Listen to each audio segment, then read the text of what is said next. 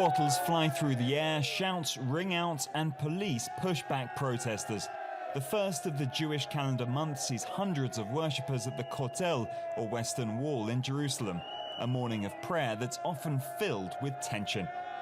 These ultra-Orthodox worshippers are angry at a group of women and their supporters who refuse to follow their religious guidelines.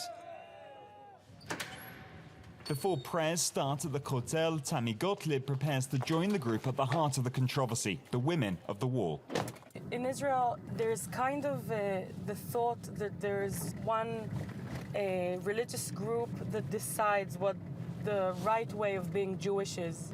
So other ways of praying and other ways of practicing Judaism aren't as obvious for the Israeli public and for the Israeli authorities.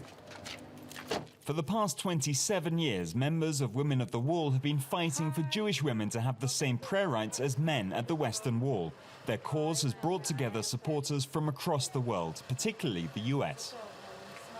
I really believe in liberal Judaism, and I think that the Kotel is for everyone and not just for one type of Jew, so I'm working towards finding more equality there. A short minibus ride takes the group to the Kotel, where morning prayers are about to begin. There are strict rules attached to worship here. Men and women are kept apart. Religious objects like Torah prayer scrolls are only available to men, following the belief that women's voices should not be heard in holy places. A large group of young ultra-Orthodox worshippers have already gathered here in an attempt to drown out the women's prayer with their own songs. This is kind of unusual, or we haven't had it for a long time. Many ultra-Orthodox Jews see the group's presence at the wall as a provocation against their beliefs. They do exactly the opposite of what's saying in the Bible, in the Talmud. They take everything and just mess it up. You know what I mean? So don't call yourself Jewish if you're not, you know what I mean? And come and annoy us. For their prayers, the Women of the Wall usually attempt to smuggle a Torah scroll into the Kotel Plaza, which is forbidden. This month it was discovered at security and seized by police.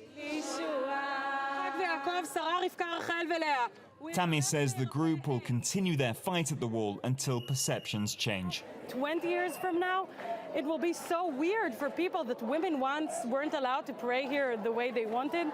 So we come, we make a statement. It's important for us to be here, but it's a real prayer, and we're not faking our prayer.